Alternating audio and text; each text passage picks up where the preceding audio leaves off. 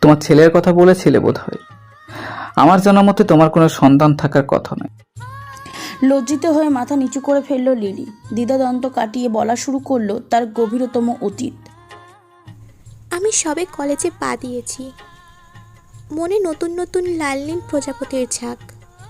এলাকায় এক নতুন ভাড়াটিয়া এলো। প্রথম দিনেই আমাদের সাক্ষাৎ হলো ঝগড়া দিয়ে। এরপর দেখা হলেই আমাদের ঝগড়া হতো। প্রতিদিন দেখা হতো এমন নয়, প্রায় বেশিরভাগ সময় দেখা হতো। আমি কলেজে যাওয়ার পথে বা আসার পথে। এমন করে 4 মাসের মতো সময় কাটলো। হঠাৎ অসুস্থ হয়ে পড়লাম আমি। অসুস্থতার কারণে টানা 1 সপ্তাহ কলেজ যেতে পারিনি, আর আমাদের দেখাও হয়নি। সুস্থ হয়ে 1 সপ্তাহ পর কলেজ যাওয়ার পথে আমাদের দেখা হলো। মাথায় মৃদু আঘাত পেয়ে পিছনে ঘুরে তাকালাম আমি। মৃন্ময় দাঁত বের করে হাসছে, বলল, এই মেয়ে, এতদিন কোথায় ছিলে? আমার ভয়ে পালিয়েছিলে বুঝি? ভীষণ রাগ হলো আমার। খরকশ কণ্ঠায় বললাম, কি আমার বাঘ এসেছে, তার ভয় আমাকে পালিয়ে বেড়াতে হবে? ব্যাগে কাঁধ ঝুলিয়ে হাঁটা শুরু করলাম। পাশ থেকে মৃন্ময় বলল, তোমায় খুঁজেছি আমি, আর এমন হুট করে উধাও হবে না। আমাকে বলে তারপর উধাও হবে। আপনার পারমিশন নিয়ে চলতে হবে আমায়। আর একদিন আমার সাথে গুন্ডামি করতে এলে না, ঠ্যাং ভেঙে দিব। মৃন্ময় প্রতিবাদ না করে নিঃশব্দে হাসল। এর থেকেই আমি তার পাগলামি লক্ষ্য করলাম। দিন রাত বাড়ির বাইরে বের হলেই সে আমায় বিরক্ত করত। তবে বিরক্ত করার ধরন পাল্টে গেল। আগে দেখা হলে ঝামেলা বাঁধাতো, আর পরবর্তীতে তার পাগলামিতে বিরক্ত হতাম। আবেগের বয়স তো, বেশি সময় লাগলো না। আমিও কয়েক মাসের মধ্যে গলে গেলাম। আমাদের মাঝে প্রণয়ের সূচনা ঘটলো। নতুন নতুন প্রেমে মজে এখানে ওখানে মৃন্ময়ের সাথে ঘুরে বেড়াতাম। বলতে গেলে পরিবার থেকে আমার ছিল অপার স্বাধীনতা। 2 বছরের প্রেম। আমি সবে এইচএসসিতে কোনোভাবে পাশ করে বের হলাম। অ্যাডমিশনের জন্য প্রস্তুতি নিচ্ছি। যদিও আমার রেজাল্ট দিয়ে কোনো পাবলিক পরীক্ষা দেওয়া সম্ভব ছিল না। রেজাল্ট খারাপ হওয়ার হালকা বকাঝকা শুনেও নিজেকে পড়ালেখায় মনোযোগী প্রমাণ করার চেষ্টায় আমি সত্য অনার্সে অ্যাডমিন নেওয়া ছাত্রী। মৃন্ময় তখন অনার্সে শেষ করে বের হলো। আস্তে ধীরে প্রেমের গভীরতা এতটাই বাড়লো যে আমরা সিদ্ধান্ত নিলাম বিয়ে করে নেব। সেইভাবে আমাদের প্রেমালাপ চলল, দুজন স্বামী স্ত্রীর মতন। আমাদের মাঝে অনেক কিছু ঘটে গেল। গভীর প্রেমের ছোঁয়ায় দুজনের সময় পেলেও একে অপরের উষ্ণতায় হারিয়ে যেতাম। কয়েক মাস পর আমার মাঝে বেশ পরিবর্তন লক্ষ্য করলেন মা। খাওয়ার অরুচি, যেখানে সেখানে ঝিমিয়ে থাকা দেখে মা ডাক্তার দেখাতে নিয়ে গেলেন। অথচ আমি সূক্ষ্ম কারণটুকু ধরতে পারলাম না। ডাক্তার বলল, আপনার মেয়ে প্রেগনেন্ট। মা বিস্ফোরিত চোখে তাকালেন। তিনি খুবই বুদ্ধিমতী নারী। কোনোরূপ প্রতিকার না দেখিয়ে আমাকে নিয়ে বের হলেন। বারবার জিজ্ঞাসা করলেন। প্রত্যুত্তরে মৃন্ময় চেঁচিয়ে বলল, লিলি, ডাক্তার কি বলেছে? তোমার কি কারোর সাথে সম্পর্ক আছে বা গোপনে বিয়ে করেছো? আমি আর কিছু বলতে পারলাম না। মা ভাবলেন এমন কিছু দেখে হয়তো আমি ঘাবড়ে গিয়েছি, তাই আমাকে ভরসা দিলেন। সত্যি আমি ঘাবড়ে গিয়েছিলাম, শুধু কারণটা মায়ের অজানা ছিল। মা আমাকে বুকে টেনে মাথায় হাত বুলিয়ে বললেন, ভয় পেও না মা, আমাকে বলো কি হয়েছে। কলেজ থেকে আসা যাওয়ার পথে কোনো দুর্ঘটনা ঘটেছে তোমার সাথে, যা তুমি সংশয়ে লজ্জা চেপে গিয়েছো? আমি কেঁদে কেঁদে মাথা নাড়ালাম। আমার সাথে এমন কিছুই ঘটেনি। তবে মৃন্ময়ের আমার ব্যাপারটা চেপে গেলাম। মা থেমে থাকলো না, আমাকে নিয়ে অন্য হসপিটালে গেল। সেখানেও একই রিপোর্ট। রাস্তায় আর জিজ্ঞাসাবাদ হলো না। বাইরে এসব জানাজানি হলে আমাদের মান সম্মান ধুলোয় মিশে যেত। বলেছিলাম না, মা বুদ্ধিমতী নারী। তাই বাইরে কোনো ঝামেলা করলেন না। বাসায় এসেও নানাভাবে আমার মুখ থেকে কথা বের করতে চাইল। কিছুতেই আমার মুখ থেকে মা কিছু বের করতে পারলেন না। অনেকক্ষণ ধৈর্য ধরে যখন কিছু পারলেন না, তখন হাত চালালেন। মায়ের চোটে চিৎকার করে উঠলাম আমি। আপুর হাজব্যান্ড ছিল আমাদের বাসায়। তিনি সহ সবাই দৌড়ে এলেন। মায়ের হাত থেকে আমাকে ছাড়িয়ে জানতে চাইলেন এমন অমানবিক মারধরের কারণ। রাগে কাঁপতে কাঁপতে মা বললেন, ও প্রেগনেন্ট। উপস্থিত সবার মাথায় যেন বাজ পড়ল।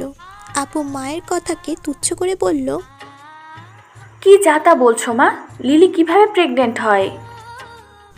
মা সারাদিন আমাকে হসপিটালে কি কি করেছেন সব বিস্তারিত জানাতেই বাবা এসে চর বসিয়ে দিলেন। কেউ যখন পারল না, আপু আমাকে অভয় দিল। তাকে ধরে টুক করে কেঁদে উঠলাম। তাকে বিশ্বাস করে সব বললাম।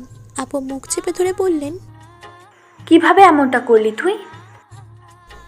আমরা বিয়ে করব আপু। আপু আমার গালে চড় বসিয়ে দিল। একটা ছেলে বিয়ের পর তোর কাছে যা পাবে তা আগেই যদি পেয়ে যায় তাহলে বিয়ে করতে যাবে কেন? কোনো সভ্য ছেলে মেয়ে বিয়ের আগে এমন ব্যভিচারে লিপ্ত হতে পারে না। সেই ছেলেটা যতটা খারাপ তুই তার চেয়ে বেশি খারাপ। নিজের ইজ্জত হেফাজত না করে বিলিয়ে দিয়েছিস। এতটাই উন্মাদ হয়ে গিয়েছিলি। তুই জানিস সস্তা মেয়েদের দিয়ে সবাই প্রয়োজন মেটায়, কিন্তু ভালোবাসে না। তুইও নিজেকে সস্তা বানিয়ে ফেলেছিস। ফোন কর ছেলেটাকে, ফোন করে বল তুই প্রেগনেন্ট। আপুর কথা আমি মৃন্ময়কে ফোন করে জানালাম। সে প্রথমে ব্যাপারটা হেসে উড়িয়ে দিলেও পরবর্তীতে জানালো, আমি কিছু করতে পারবো না। আমি হতবাক হয়ে জিজ্ঞাসা করলাম, কিছু করতে পারবে না মানে? মৃন্ময়, সন্তানটা তোমারও। একদম চুপ। কিসের আমার সন্তান? কার না কার বাচ্চা পেটে ধরে আমার ওপর দোষ চাপাচ্ছ। একা কি আমার সাথেই থেকেছ? শ্বাসরুদ্ধ হয়ে এলো আমার। মৃন্ময়কে আমি চিনতে পারলাম না। এই মৃন্ময় আমার সম্পূর্ণ অচেনা। এরপর যত ঝড় বইল সব আমার ওপর দিয়েই গেল। মৃন্ময়ের বিরুদ্ধে কি অভিযোগ করবে সবাই? যেখানে সমান দোষী আমিও ছিলাম, মরতে গিয়েও মরতে পারলাম না। বাচ্চাটার জন্য বেঁচে গেলাম, কিন্তু সবাই বাচ্চাটাকে মারার জন্য উঠে পড়ে লাগলো। বাধা দিতে গিয়েও আমাকে প্রতিনিয়ত রক্তাক্ত হতে হয়েছে মায়ের কাছে। দুলাভাই ভালো মানুষ ছিলেন। আপুকে নিয়ে চাকরির সুবাদে কুমিল্লায় থাকেন। তিনি সবাইকে বুঝিয়ে শুনিয়ে আমাকে তাদের সাথে নিয়ে গেলেন।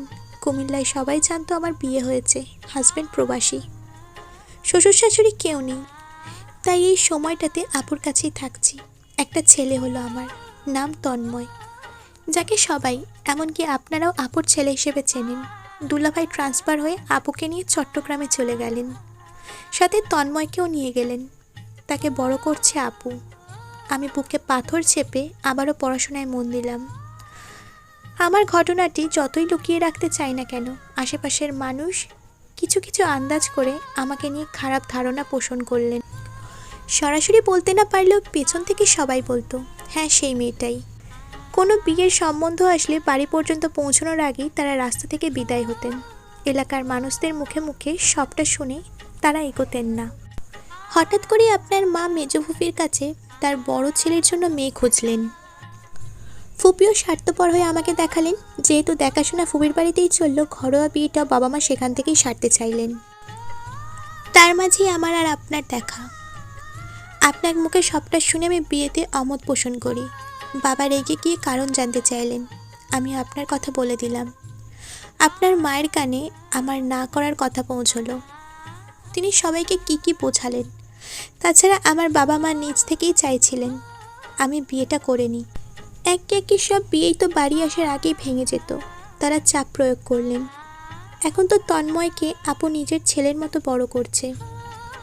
বিয়ে না করলে তাকে কোনো এতিমখানায় দিয়ে আসবে।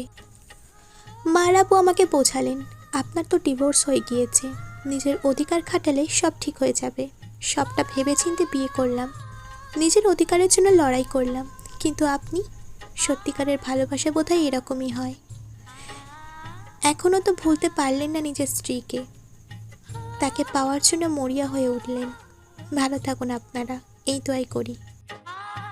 দীর্ঘশ্বাস ফেলল রাহাত। রাশভারী গলায় বললেন, তোমার উচিত হয়নি বিয়ের আগেই একটা ছেলেকে এভাবে বিশ্বাস করা। বাবা মা হিসেবে তোমাকে শাসন করাতে আমি ওনাদের ভুল কিছু দেখিনি। শুধু তুমি নাও, বর্তমান যুগটাই এমন কুলুষিত। নিজেদের দমিয়ে রাখতে না পেরে সস্তা প্রেম গা ফাঁসিয়ে দেয়।